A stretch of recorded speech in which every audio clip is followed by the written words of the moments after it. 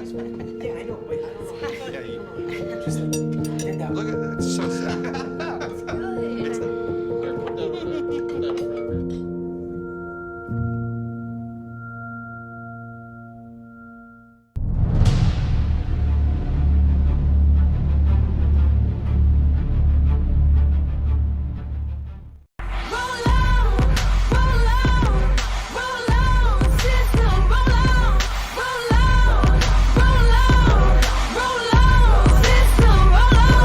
Every day the unstoppable, do the impossible. We the undeniable, royalty indefinable. Don't need the perfect day for my victory to be had. The rain is just clearing my path. We roll on. Welcome, guys. It's your host, Anika Inman with Insights with Anika. Welcome back to our show. This is our second episode. And just like the first, we're bringing you more of the heat. We have a great guest to talk about being a woman leader. And that's what we're talking about tonight, leadership and women. Thank you so much for coming back and tuning in with Insights with Anika. Stay tuned. You don't want to miss this episode.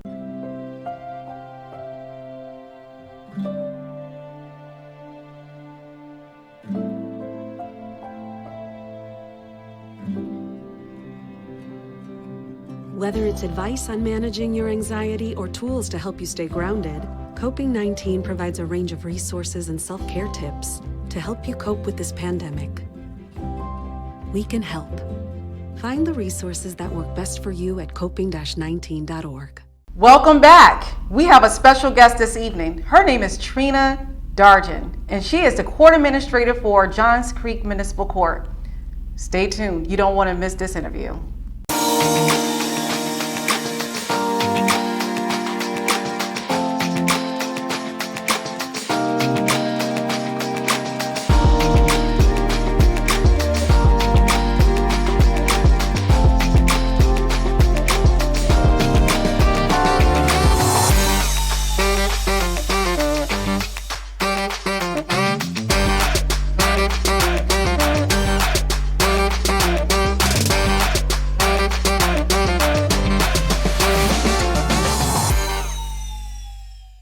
I am so excited to introduce to you all my friend, my sister, Anika Dargin. Thank you so much for coming on the show today. I'm so excited to have you. You are my second guest. I couldn't think of a better guest to come on the show. Someone who is so strong and powerful and a leader in her own right. Thank you so much for being here today. Well, thank you. It's my pleasure. It's an absolute honor to be here with you today. Thank you. So my first thing I always ask my guests is, when you sit on the insight seat, I want you to tell us who are you and who are you called to be? Now that's a loaded question, I know. It is, but it's such a great question. Who am I? Well, I have been in the public sector for 20 years. 2021 is my 20th year in the field. It's also my 11th year in court administration. I have been a public servant since the beginning. I can't remember doing anything different. I enjoy working on the local level and providing service to the community that I live in, that I work in. And it's always just an honor to be someone that I can see myself motivating, uplifting, and just sharing my knowledge and what I do in the court on a daily basis. Absolutely. You know, what's interesting and what's a beautiful thing is that women, we are making room and making sure we have a seat at the table now. Absolutely. We are leaders, we're doing our thing. And how beautiful was it when we saw the very first woman of color become our vice president, right? Yeah. Like, how amazing when you saw that, because you are a leader yourself, and like you just said, that in your community you are paving the way for women and on a local level to see how you can be a leader. But how was that for you to see Kamala Harris, the first woman of color, become the vice president of the United States? Very inspiring. It was just a great pleasure to see someone who looks like you and like your daughters. Mm-hmm. I think for all little girls and young women and women of color, it was an actual, a real life visual of anything is possible. and it's just very inspirational.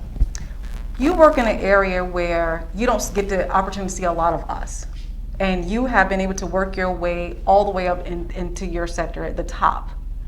Tell us some of the challenges and the barriers that you may have encountered in working your way up to the top within the city of Johns Creek. Well, I think first we have to highlight that it's very important to have a seat at the table. The journey is not always easy, and it's what we do with what has been presented with us, the opportunities. And I just look at it as being a great role model for my daughter. I try to mentor other clerks in the state, across the state actually. I'm a past president of of one of the professional organizations that I've been in for quite some time. And during my tenure as president, I was able to start a mentorship program where I'm the current chair.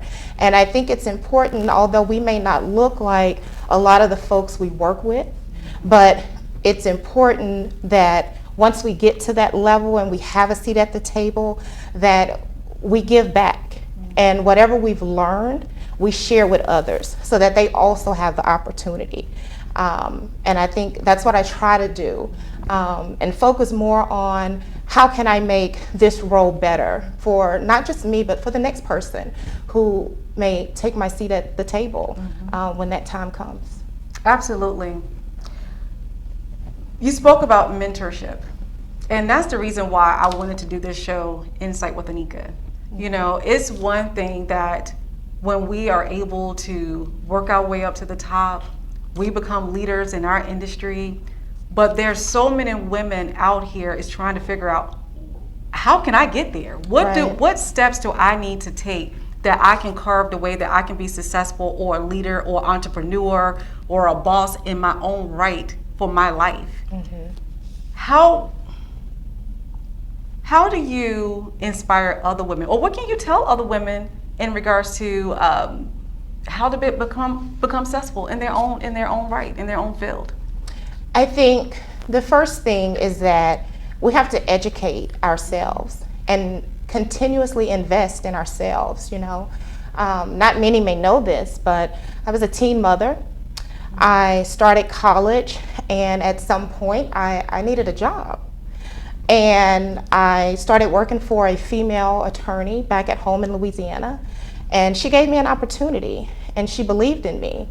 Her name was Carla Crisco, and I still keep in touch with her to this day. Oh, that's awesome. And from there, she just, you know, she happened to be the city prosecutor, one of the assistant city prosecutors from where I'm from. And after working for her for about 6 years, you know, I realized I wanted something more. I wanted to give back. And there was an opening, and I applied, and I started working for the city prosecutor's office. And from there, you know, relocating from Louisiana to Georgia, I've worked for several municipalities across the state, and my first being with the city of Atlanta. And when I started working in the city of Atlanta, I started to see a lot of people that looked just like me, and it felt good. And you know, sometimes life just gets in the way, and our journey, it may not always go the way we plan it out, but over time you get back focused. That's right. And it took me a few years, but I finally got my degree, and I knew with education and training that I could do more, but I had to have something to have behind my back, you know, under my belt. And so, you know, since moving here, I was able to kind of work my way up. I always say I started from the bottom, because I literally, my staff and my team, they laugh at me all the time, because literally I started taking payments at the window. And, you know, once you are energized and you see what you're doing has a direct impact on the community you serve, you want to do more. And you want other people to come behind you. And if you have the ability to train and show them how to do it the right way, then anything is possible. So, you know, never give up on yourself. Always believe in yourself. And, you know, I try to motivate not just, you know, little girls and my daughter and her friends, but my colleagues and people that I work with on a daily basis to just, it's okay where you started. It's where we finish. You know what? That was so powerful to me and made me full, but I'm glad you said that. And I think people need to hear that. We're so quick to give up. Right. And we don't have to give up. And even if someone doesn't see you right now, you still keep fighting because someone will see you one day. I can't think of a better place to stop for a quick break. You go to a commercial break and you hear a couple words from my sponsor. Thank you, but don't leave. Come back. We have a lot more with Trina. There's so many rewards in life. You coming into our home was one of the greatest rewards we could have ever had.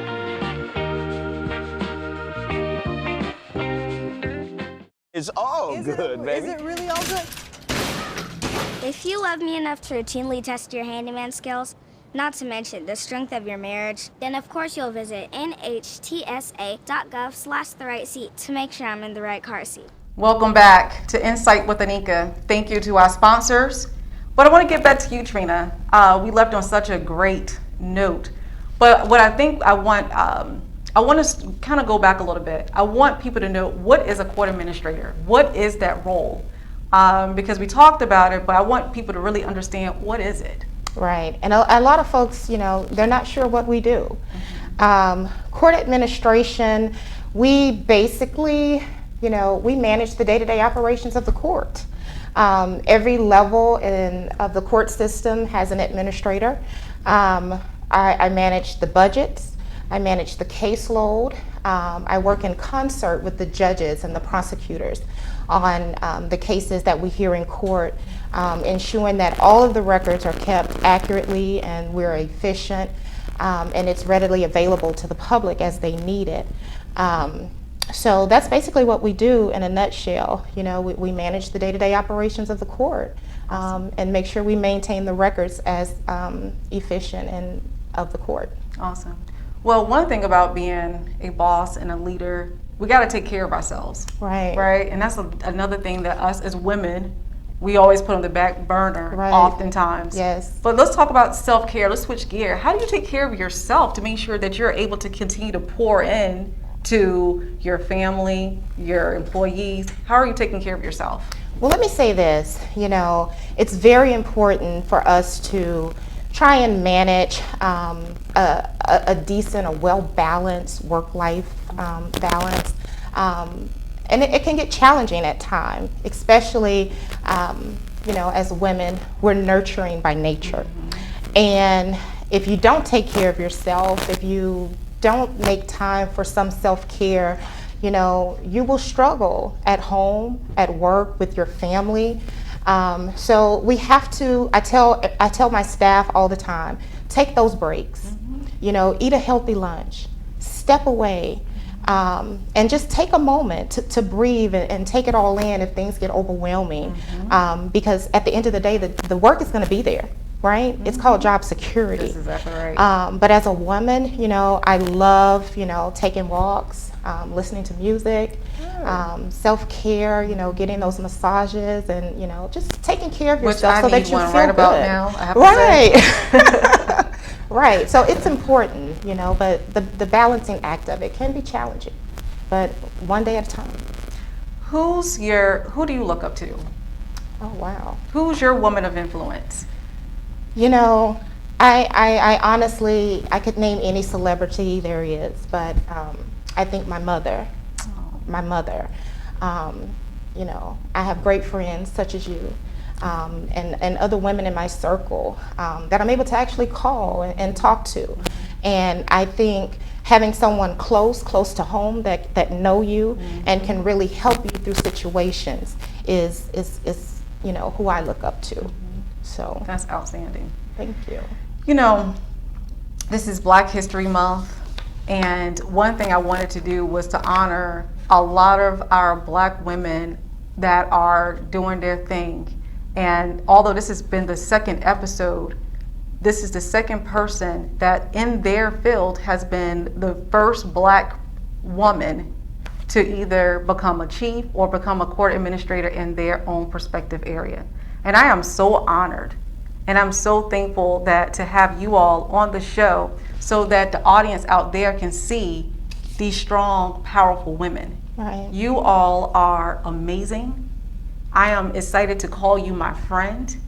And I just hope that something that was said here today will inspire another woman to say, well, God, here's someone else that looks just like me. I don't have to give up. I don't have to do something I don't want to do if I continue to just stay focused on my path and be true to who I am. I thank you for always being authentic to who you are as a woman and being an inspiration to me. So that's why I wanted you on the show. Oh, well, thank you. Is there anything else before we wrap up that you would like to say to the women out there, to the audience? Well, I would just say to anyone, that's trying to make it, you have a family, if it's with your children, just believe in yourself. Set a goal and take small steps to get there. And it will happen. Everything does not happen when we want it to happen, but it happens in perfect timing. And just continue to believe in yourself and trust that you can do anything you set your mind to. And I love you. I love you. I wish you all of blessings. Thank you with so this much. platform. I think it's great, and I'm very honored to be a part of it. Thank you. Well, look, this is not your last time coming here. You'll be back. I'll be back. Guys. Yes, thank you guys for tuning in. We'll be back after this next commercial break. Oh, it's on. Release the meteor! Oh!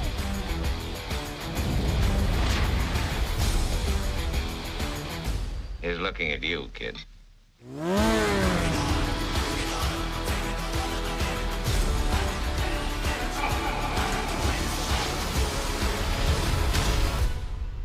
I dig it. That felt pretty great. Welcome back to Insights with Anika. Wow, what a fabulous second show and how fast it went. Having this platform and having such amazing women to come on the show to talk about their platform, who they are, their role, their leadership, and just being an inspiration to all of you as well as to myself is incredible. I couldn't ask for a better opportunity than this. But if you thought that was something, continue to tune in every Tuesday at 7:00 p.m. It's going to get better and better. You don't want to miss it. Insights with Anika. Stay tuned. Have a good evening.